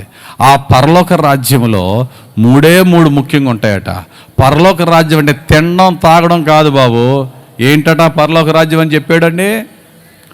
చక్కగా పౌలు గారు చెప్పారు. రోమిలికి రాసిన పత్రిక 14:17 దేవుని రాజ్యం, either kingdom of God or kingdom of heaven, whatever. అసలు దేవుని రాజ్యం ఇంకా శ్రేష్టం. దేవుని రాజ్య సభ్యులు మనం. ఈ దేవుని రాజ్య సభ్యులు ముఖ్యమైనది ఏంటంటే భోజన పానము కాదు గాని నీతియు సమాధానమును పరిశుద్ధాత్మ యందలి ఆనందమై ఉన్నది. కాబట్టి దేవుని రాజ్య సభ్యులకి ఖచ్చితంగా ఉండవలసింది ఏంటంటే సమాధానం. ఇక్కడ ఉన్న మనమందరం కూడా యేసుక్రీస్తునందు విశ్వాసం ఉంచుతున్నాము అంటే వీఆర్ ద కింగ్డమ్ పీపుల్. చెప్పండి, మనమందరం రాజ్య సభ్యులం, క్రీస్తు రాజ్య సభ్యులం. We are the people, we are the soldiers, we are the ambassadors of Christ kingdom. ఆయన రాజ్య సభ్యులం. ఆయన రాజ్య సభ్యులకి ఖచ్చితంగా ఉండవలసింది నీతి, సమాధానము, పరిశుద్ధాత్మ యందలే ఆనందం. అందుకని యేసు ప్రభు ఇంకా పుట్టకముందే 750 సంవత్సరాల సుమారుగా ముందే యెషయా భక్తుడు యేసు ప్రభు ఎలా పుట్టుతున్నప్పుడు ఆయన ఎలా పుడతాడట? రాజ్యభారం ఆయన భుజాల మీద రాజ్యభారం వేసుకుని పుడతాడట. యెషయా గ్రంథం 9:6-7 వచనాల్లో ఆయన రాజ్యభారం అట. ఆ రాజ్యభారం కలిగి వచ్చి ఆయనలో ఏముంటుందా? ఎవరండి ఆయన అంటే సమాధానకర్త. He is the Prince of Peace. He is the Prince of Peace. కాబట్టి మన రాజు షాలేము రాజు. మన రాజు నీతికిని సమాధానమునకు రాజు. మనము నిన్న చెప్పుకున్నాం, క్రీస్తు ఇచ్చు సమాధానము rooted with righteousness. Christ peace is rooted with righteousness, but worldly peace is rooted with compromise. క్రీస్తు సమాధానము నీతితో నింపబడింది. లోకమిచ్చే సమాధానం రాజీ పడిపోయిన జీవితంతో ఉంటుంది. కాబట్టి ఆయన క్రీస్తు రాజ్యములో ఉన్న మనము నీతిగా జీవిస్తే సమాధానం మన వెంట వస్తుంది. లాస్ట్ ఈ 5 పాయింట్స్ మనం చెప్పుకున్న గుర్తుందా? చెప్పండి. సమాధానం ఏంటి? హక్కు. ఎందుకంటే మనము నిబంధనకు వారసులము కనుక. సమాధానం అనేది దేవుని నిబంధన వారసులమైన మన హక్కు. రెండోది, సమాధానం అనేది దైవ సేవకుల సంఘాన్ని దీవించే దీవెన. మూడవది, సమాధానం అనేది దేవుని కొరకు రోషము కలిగి జీవించిన వారికి వంశ పారంపర్యముగా వచ్చే వారసత్వం. దేవునికి స్తోత్రం కలుగును గాక. నాలుగవది, సమాధానం అనేది ప్రతి అడుగులో మనకి ఒక షూ వలె ఉండి మనల్ని వెంబడించే దేవుని సన్నిధి. ఐదవది, సమాధానం అనేది మనందరము కలిసి నివసిస్తున్న దేవుని రాజ్యములో ప్రతి ఒక్కరికి ఉండే నీతి, సమాధానము, పరిశుద్ధాత్మలు అందరి ఆనందములో ప్రతి దినము మనం జీవించాలా. అంత గొప్పది సమాధానం. అందుకని యేసు ప్రభు పునరుద్ధానుడే లేచిన తర్వాత వారికి కనబడినప్పుడల్లా యేసు ప్రభు అన్న మాట ఏంటి? సమాధానం మీకు కలుగునుగాక. కాబట్టి 3 రోజుల సభల్లో సమాధానం, సమాధానం, సమాధానం, శాంతి, సమాధానం. మన పాపములు ఒప్పుకొని ఆయన దగ్గరికి వచ్చినట్లయితే ప్రభు మనకు సమాధానం ఇస్తాడు. ఈరోజు ఎవరైనా సరే నీ పాపపు జీవితాన్ని ఒప్పుకొని ప్రభు దగ్గర మారు మనసు అడిగి ప్రభువుని స్వస్థత అడుగు. ముందు నీ పాపాలు ఒప్పుకో, తర్వాత మరలా పాపం నేను చేయనని దేవుని దగ్గర తీర్మానం తీసుకో. ఆ తర్వాత పాపాల క్షమాపణ అడుగు. ఫైనల్గా నన్ను స్వస్థపరచు ప్రభువా. ఈ 5 పనులు చేయకుండా స్వస్థపరచమని దేవుణ్ణి అడగొద్దు. ఏంటి 5 పనులు? వాక్యాన్ని విను, విశ్వసించు, పాపాలు ఒప్పుకో, మారు మనసు పొందు, పాప క్షమాపణ కోరు. ఆ తర్వాత నీ జబ్బు ఏమై ఉన్నదో దేవుని దగ్గర ప్రార్థన చేయి. దేవుడి యొక్క కనికరము నీ మీదకి వచ్చి దేవుడు నేను స్వస్థపరుస్తాడు. స్వస్థత పొందిన తర్వాత దేవుడు అంటున్నాడు, మరలా పాపం చేయొద్దు. మరలా పాపము చేసి అంతకంటే ఘోరమైన స్థితికి దిగజారుతుందో నేను దేవుడు స్వస్థపరిచాడంటే నీలో నీ శేష జీవితం అంతా కూడా ప్రభువుకి సాక్షిగా బ్రతుకు. నీ దేవుడు నిన్ను వ్యాధిగ్రస్తమైన స్థితి నుండి, మరణకరమైన స్థితి నుండి పైకి లేపిన తర్వాత యేసుక్రీస్తుని నెత్తి మీద పెట్టుకుని ఊరేగో, నా యేసయ్య దయ వల్ల నేను బ్రతికున్నాను అని చెప్పి సాక్ష్యం చెప్పడానికి కనుక అడుగు వేయొద్దు. The more you glorify Christ, the more you receive piece in your life. నువ్వు ఎంత ఎక్కువగా యేసయ్యని హెచ్చిస్తావో అంత ఎక్కువ యేసయ్య శాంతిని, సమాధానం నువ్వు పొందుకుంటావు. పరలోకపు వెలుగంతా మన మీదకి వచ్చి మనకి ఇచ్చేదేంటి? సమాధానం. వంశ పారంపర్యంగా దేవుడు మనకిచ్చే వాగ్దానం ఏంటి? సమాధానం. నిబంధనగా దేవుడు మనకిచ్చాడు. క్రైస్తవులకి సమాధానం ఏంటి? హక్కు. గట్టిగానండి, క్రైస్తవులకి సమాధానం ఏంటి? హక్కు. గట్టిగానండి, క్రైస్తవులకి మన సమాధానం ఏంటి? హక్కు. సాతానుడు ఆ హక్కుని దోచుకోలేడు. నువ్వు క్రీస్తులో ఉన్నంత వరకు సమాధానము నిన్ను, నీ కుటుంబాన్ని, నీ ఇంటిని నిత్యము ఏళ్తుంది. ఏలనివ్వాలి. దేవుణ్ణి అడుగుదాం, ప్రభువా కుటుంబంలో శాంతి, సమాధానాలు కొదువయ్యి బాధపడుతున్న నాకు ఈ 3 రోజుల సభలో నీ దాసుని ద్వారా నువ్వు ఏం మాట్లాడావో ప్రతి మాట నా జీవితంలో దీవెనకరంగా నెరవేర్చి సమృద్ధిగా నా వ్యక్తిగత జీవితానికి, నా కుటుంబానికి, నా ఇంటికి శాంతి సమాధానం ఇవి ప్రభువా. నీ శాంతి సమాధానాన్ని అడ్డగిస్తున్న ప్రతి పాపాన్ని, ప్రతి కోపాన్ని, ప్రతి అపవిత్రతను తీసే ప్రభు అని దేవుడిని అడుగుదాం. సిలువ అంటే తండ్రితో సమాధానం, నిలువుకర్ర తండ్రితో సమాధానం, పాపాలను విడిచిపెట్టి. అడ్డకర్ర తోటి సహోదరులతో సమాధానం. దేవుడిని అడుగుదాం. నా పాపలను ఒప్పుకుంటున్నానయ్యా, నా కోపతాపాలను మానేస్తున్నానయ్యా, ఓర్పు సహనము సాత్వికము కలిగి ఉంటానయ్యా. నాకు, నా కుటుంబానికి శాంతి సమాధానం ఇవి ప్రభువా. No more backsliding. ఇక వెనుదిరగనయ్యా, పాపపు జీవితానికి వెళ్ళనయ్యా. నాకు శాంతినివి ప్రభువా అని దేవుడిని అడుగుదాం. సమస్త జ్ఞానానికి మించిన దేవుని సమాధానము మన హృదయములను, మన తలంపులను కాచి మనల్ని ఇప్పుడు మన చివరి శ్వాస వరకు నిత్యము ఏలునుగాక. ఆమేన్. ప్రార్థన చేసుకుందాం. తలలో వంచండి. ప్రతి ఒక్కరూ మీరున్న చోటే కళ్ళు మూసుకుని, నా దేవా, నా ప్రభువా, నాకు నీ శాంతి కావాలయ్యా. నీ శాంతి సమాధానము కొరకు వచ్చానయ్యా. నీ సమాధానముతో నన్ను ఇంటికి తీసుకెళ్ళు ప్రభువా. నాయనా, నీ సమాధానముతో నన్ను దీవించి నా రోగాలను స్వస్థపరిచే దేవుడవు నాయన. మీరెవరన్నా ఏ వ్యాధితన్నా వస్తే దేవుని వాక్యము నీ హృదయంలోనికి వెళ్ళి ఒక జీవ జలముగా వాక్యము నీ జీవితంలో స్వస్థతనిస్తుంది. ఇదే సమయము, స్వస్థత పొందుకునే సమయము. నీ యొక్క ప్రార్థన బట్టి దేవుడు కనికరించి నేను స్వస్థపరిచే సమయం. ప్రార్థన చేయండి ప్రతి ఒక్కరూ. మహిమగల మా తండ్రి, ఈ రాత్రి నీ పాదాలకు కృతజ్ఞతలు చెల్లించుకొనిచున్నాం. మమ్మల్ని ఎంతో ప్రేమించి చక్కటి వాతావరణం ఇచ్చి 3 రోజులు 3 రాత్రులు మా జీవితాన్ని వెలిగించిన వాక్యము, నీ సత్యవాక్యము, నీ యొక్క శాంతి సమాధానము ఎంత శ్రేష్టమో, ఎంత గొప్పదో, ఎంత ఆశించదగ శ్రేష్టమైన వరమో మాకు బోధించావు. అది మా హక్కుగా చేసినందుకు మేము ఎంతో ధన్యులం అయ్యా. ఇక్కడికి వచ్చిన ప్రతి ఒక్కరిని నీకు అప్పగిస్తున్నాను.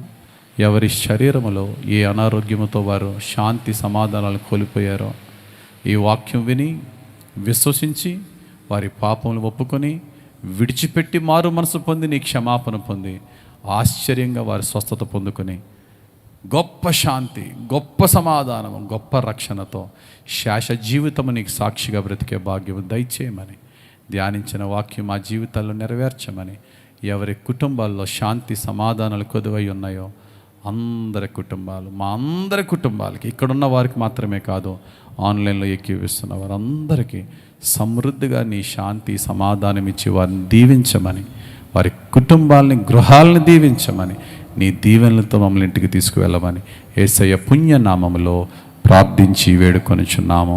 జీవము కలిగిన మా యెహోవా తండ్రి. Amen, amen, amen. హల్లెలూయా. దేవునికి స్తోత్రం. హల్లెలూయా.